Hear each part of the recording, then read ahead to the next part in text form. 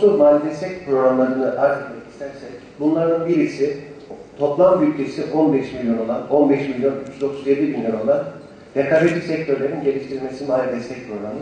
Bir diğeri ise turuncu olarak nitelendirdiğimiz turizm, kent ve sanayi altyapısı mali destek programı. Buradaki toplam bütçede 7 bin lira. Eğitim başladı programı. Gerçekten de iki projenin başlangıcında başladığımız zaman bize göre eğitim başlamıştır.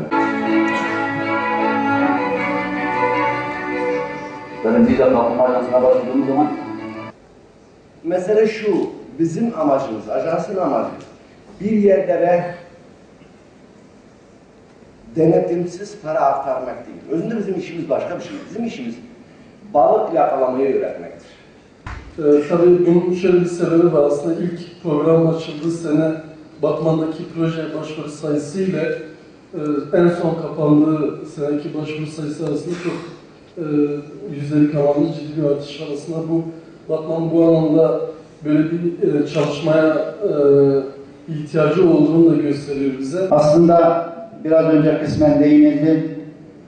Kalkınma ajanslarını geçmiş yıllarda değişik şekillerde yatırımcıya destek sağlayan mekanizmalardan ayrı tutmak gerekiyor. Kalkınma ajansları mantığı aslında doğru bir mantıktır. Bölgesel bir bakış açısı getirmektedir.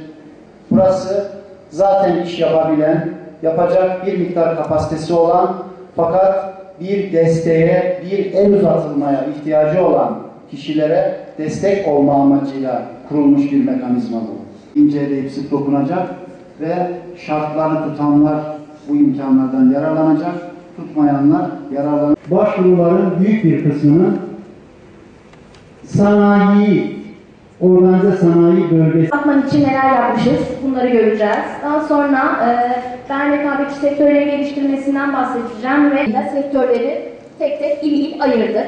Ve bu sektörlerde amacımız üretim ve hizmet kalitesinin geliştirilmesi.